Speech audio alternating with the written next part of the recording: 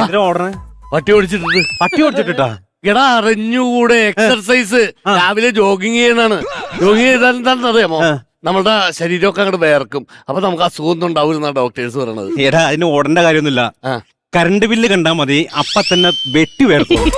ഞാനൊക്കെ ടെൻഷൻ വന്ന് അപ്പ തന്നെ കറണ്ട് ബില്ല് എടുത്ത് നോക്കും, അപ്പ തന്നെ വെട്ടി വേർക്കും.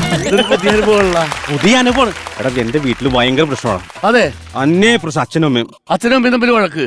എന്നെ പിന്നെ രാവിലെ തന്നെ അല്ലേ അച്ഛൻ അമ്മയുടെ ചെവിക്കല്ലൊക്കെ ഒരു അടി. അയ്യോടാ പാവം. എന്നിട്ട് അമ്മ വീട്ടിലുണ്ട്, അച്ഛൻ ഐസിയുലാണ്. കഥ ശരിയായില്ല. അച്ഛനല്ലേ അമ്മനെ അടിച്ചത്, അപ്പൊ അമ്മയല്ലേ ഐസിയുവിൽ കിടക്കേണ്ടത്? അതല്ലെന്ന്, അച്ഛൻ അടിക്കാൻ വേണ്ടി കൈ ഓങ്ങിയപ്പോ തന്നെ അമ്മ കയ്യെ പിടിച്ചിട്ട് ചെവിക്കലിന്റെ ഒറ്റ അടി.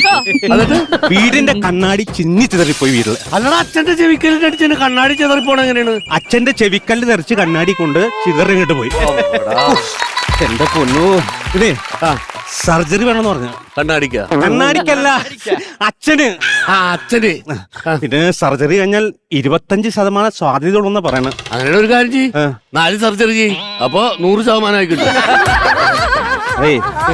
കഷ്ടം, സമ്മതിക്കണം. പിന്നെ സർജറിയുടെ ആവശ്യമില്ല. വേറൊന്നുമില്ല, അച്ഛന്റെ ചെവിക്കല്ല് ഞാൻ സൂക്ഷിച്ചു വെച്ചിട്ടുണ്ട്. ആ ചെവിട്ടിലേക്ക് ഇട്ടാ മതിയല്ലോ, അപ്പൊ ഓക്കെയില്ലേ? നിനക്ക് 25% അടിക്കാമെങ്കിൽ എനിക്ക് ഇതും അടിക്കാം.